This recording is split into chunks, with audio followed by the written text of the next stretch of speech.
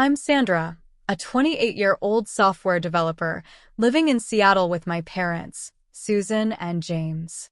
My life has been a complex mix of challenges and responsibilities, and the story I'm about to share is a reflection of that.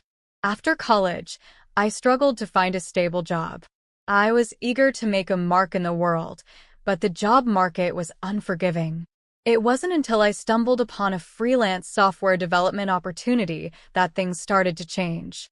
I began working from home, earning around $2,000 a month at first. The income was modest, but it provided me with a sense of purpose and control. As I gained more experience and took on larger projects, my earnings grew to a steady $5,000 a month. I was proud of my progress, and it allowed me to contribute significantly to my family's finances. However, living with my parents was not without its struggles. My mother, Susan, was very traditional and skeptical about my work-from-home job. Despite my explanations about remote work, she never seemed to fully grasp its legitimacy. "Sandra, how can you make so much money without leaving the house?" she'd ask. She was always worried that my job was not real and often hinted that I might be involved in something dubious. No matter how many emails from clients or salary statements I showed her, Susan remained doubtful. The tension between us grew as she continued to spend money lavishly. Her shopping sprees often put extra pressure on our budget. Even with my contribution, which included covering $1,500 a month for household expenses and helping with utility bills and groceries, Susan's extravagant spending added to the strain. My father, James, tried to support us as best as he could, but his pension was just not enough. Things took a turn for the worse when James fell ill. His health deteriorated rapidly, and he was forced to retire early. His pension was reduced to just $1,200 a month, and with Susan's spending habits, it was clear that we were in financial trouble. I felt a strong sense of duty to support my parents, so I decided to stay home and manage our finances. I covered more of the household expenses, including the mortgage, which was $2,000 a month, and other bills. My contributions amounted to around $3,500 monthly. I hoped that my efforts would alleviate some of the financial burden from my parents. James, who had always been understanding and supportive, appreciated my help. "Sandra, thank you for everything," he'd say, his voice weak but sincere. Despite my best efforts, Susan remained ungrateful and continued to question my work. Our relationship was strained, and every conversation seemed to revolve around my job's legitimacy or her dissatisfaction with how I was managing things. Things became even more complicated when my brother, David, and his wife, Anna, decided to move back in with us. They arrived one evening, and I was shocked to see them at the door. Susan had invited them without telling me. David worked for a reputed company, and Anna was a housewife. I had always thought they were doing well financially, so their sudden move in seemed unexpected. David and Anna quickly began to treat me like an intruder in my own home. They demanded that I contribute more to the household chores, despite my busy work schedule. "Sandra, we need you to help with breakfast and cleaning," Anna said one morning, her tone sharp. I tried to explain that I was working and couldn't take on additional responsibilities. David and Anna's demands only added to the already mounting tension. Susan, who had always been critical of my work, now seemed to side with David and Anna. She echoed their frustrations and implied that I should do more around the house. The pressure was immense, and I felt suffocated. My contributions, both financial and otherwise, were overshadowed by their constant criticisms and demands. The turning point came when James's condition worsened, and he had to be hospitalized. The stress of managing the household while supporting my father became overwhelming. David and Anna, now fully settled in, pushed even harder for me to leave the house. They argued that my presence was unnecessary and that it was time for me to make way for them. I realized that I couldn't continue living in this toxic environment. Despite my efforts and sacrifices, I felt like an outsider in my own home. As the situation grew more hostile, I knew something had to change. The mounting tension was too much, and I had to consider what was best for me and my well-being. Sandra's story, as I've shared it so far, is a testament to the challenges of balancing familial responsibilities with personal dignity. As I faced growing hostility from my own family, I knew that making a difficult decision was inevitable. I had to decide whether to continue enduring the strain or to take a step that might finally bring me the peace I desperately needed. The journey ahead would be filled with tough choices and revelations, but one thing was clear. My life was on the brink of a significant change. Things started to unravel faster than I anticipated. With Dad's worsening condition and his hospitalization, the tension at home became unbearable. David and Anna's presence, instead of being a support, felt more like an added burden. The dynamic had shifted drastically, and I felt increasingly alienated. When Dad was admitted to the hospital, my daily routine became a whirlwind of managing household responsibilities and visiting him. The hospital bills were piling up, and despite my consistent $3,500 monthly contribution, the financial strain was evident. Susan's spending habits had not changed, and now, with the additional medical expenses, it was clear that we were running on thin ice. David, who had been working at a reputed company, was suddenly let go from his job. It was a blow to the family, as his salary was crucial to our finances. With him now unemployed, the financial pressure on me increased. David and Anna's move had already strained our budget, but now it was clear that my income, which had grown to $5,000 a month, was being stretched to its limits. Anna, who had always been critical, became even more demanding. "Sandra, we need to cut down on expenses. Why don't you do more around the house?" she would say, as if managing my software development work and covering a large portion of the household expenses wasn't enough. I felt trapped in a situation where my efforts were not only unappreciated, but also used against me. Susan's attitude only worsened. She sided with David and Anna, seemingly forgetting the sacrifices I had made. "Sandra, you need to do more," she'd say. Her demands were becoming unbearable. The constant questioning of my job and my role in the household made me feel as though I was being pushed aside in my own home. One evening, after a particularly exhausting day of juggling work and hospital visits, Susan and David sat me down. They expressed their frustration over the state of the household and implied that I was not contributing enough. "Sandra, this isn't working out. We need to find a solution," David said, his tone laden with irritation. It was clear that their patience with me was running thin. The hostility was palpable, and it seemed that no matter how much I gave, it would never be enough. David and Anna's demands grew more unreasonable, and Susan's support for them left me feeling isolated.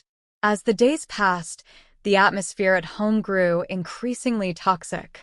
The conflicts between us were constant, and every small disagreement seemed to escalate into a full-blown argument. My efforts to maintain a semblance of normalcy were met with resistance and hostility. I was spending $2,000 a month on mortgage and $1,500 on other household expenses, but the constant financial pressure and emotional strain were taking their toll. The situation reached a breaking point when Susan, David, and Anna began to openly discuss the idea of me moving out. "Sandra, maybe it's time for you to find your own place," Susan suggested one afternoon. Her words were like a knife twisting in my side. I had already been feeling like a stranger in my own home, but hearing them talk about me leaving made me feel completely unwelcome. I knew that my decision to stay at home and support my family had been driven by a sense of duty and love. Yet, I couldn't ignore the growing resentment and the lack of appreciation for everything I had done. My financial contributions, my emotional support, and my efforts to balance work and home life seemed to be overshadowed by their demands and expectations. The weight of the situation was becoming too heavy to bear. I could see that my presence was no longer valued, and the hostility from David, Anna, and Susan made it clear that I needed to rethink my position. The idea of moving out, once a distant thought, now felt like an inevitable step towards reclaiming my dignity and peace of mind. As I navigated this tumultuous period, I started to plan my next steps. I knew that a difficult decision was approaching, and I had to consider what was best for my well-being. The toxic environment at home was stifling, and I needed to find a way to regain control of my life and finances. The days following the conversation with Susan, David, and Anna were suffocating. I felt like a prisoner in my own home, trapped between financial obligations and a family that no longer seemed to care about my well-being. The hostility was becoming unbearable, and I knew I had to act before things got even worse. The final straw came when I came home from the hospital after a long day to find David and Anna rearranging the living room. Susan had suggested they redecorate to make space for them, and now the living room, once my sanctuary, was filled with their belongings. I was stunned. "What's going on here?" I asked, my voice strained. David barely looked up from the sofa he was arranging. "We're making some changes. You'll need to adjust," he said bluntly. His tone was dismissive, as though my opinion didn't matter. I knew that this was more than just a simple rearrangement. It was a sign of how little regard they had for my feelings and my place in the house. They were clearly trying to push me out, and it became evident that my departure was not just a possibility, but an expectation.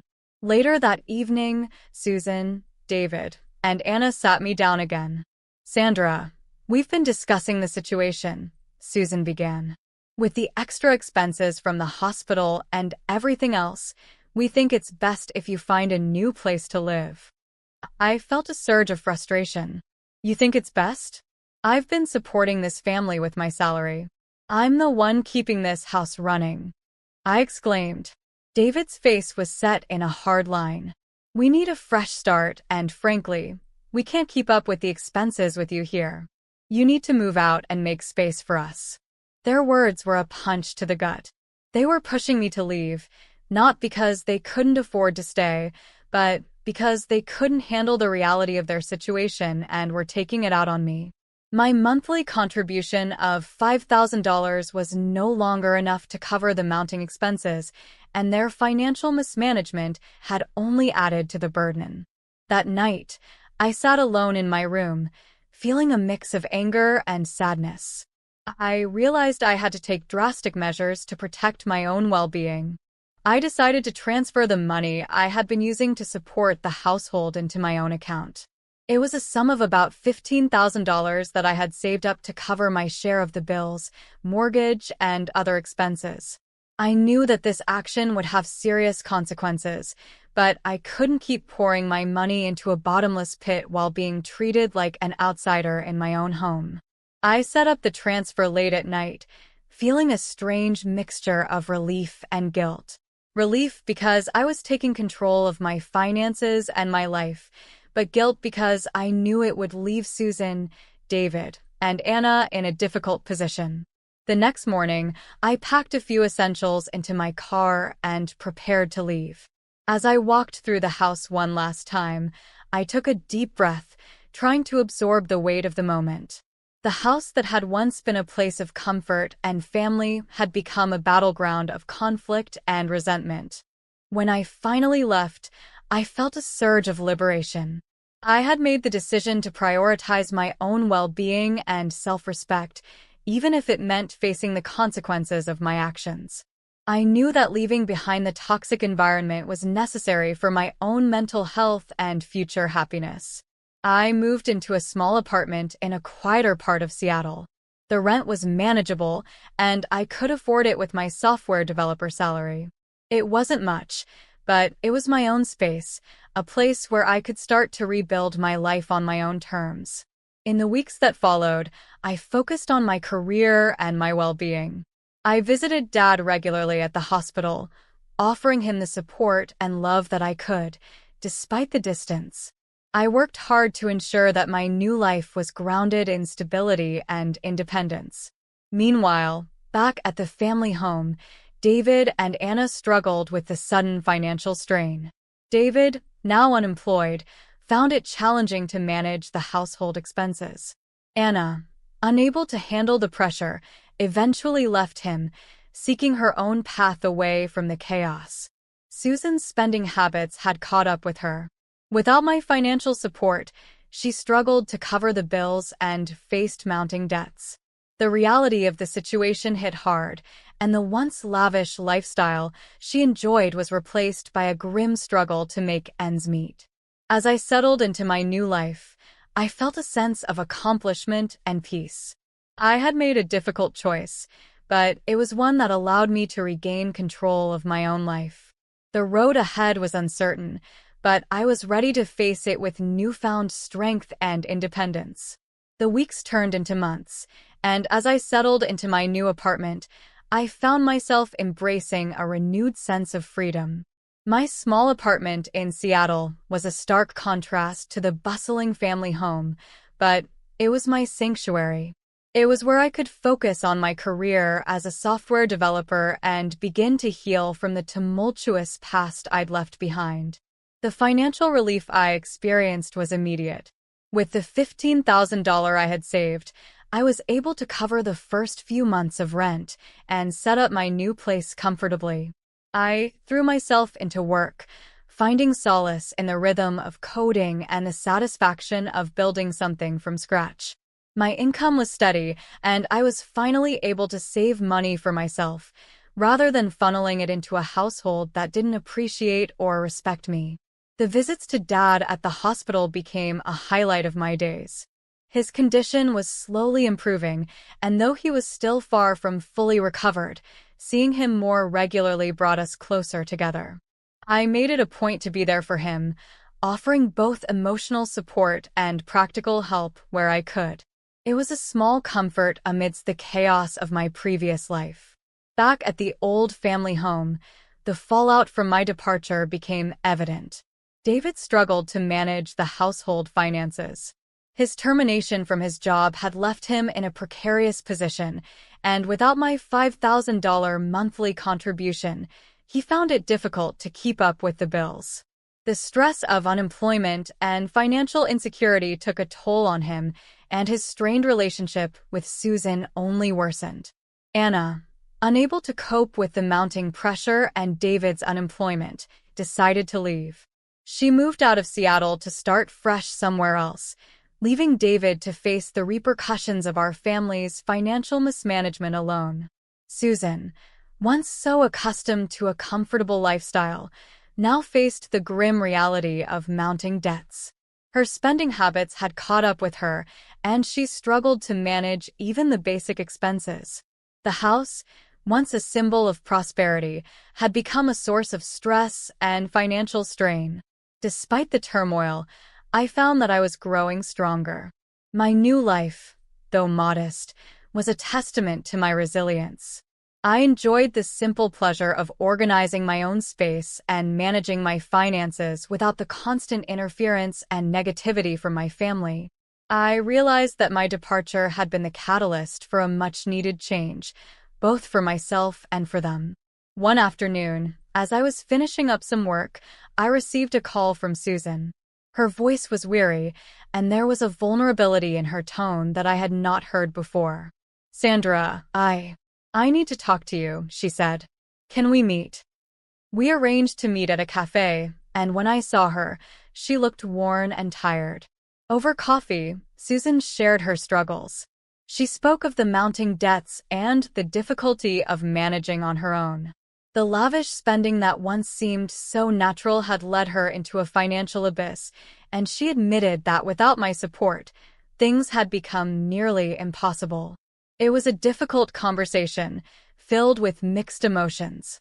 On one hand, I felt a sense of vindication. On the other, I was sympathetic to her plight. I had always wanted my family to appreciate the sacrifices I made, and seeing Susan's situation made me reflect on how things could have been different if there had been more understanding and less conflict.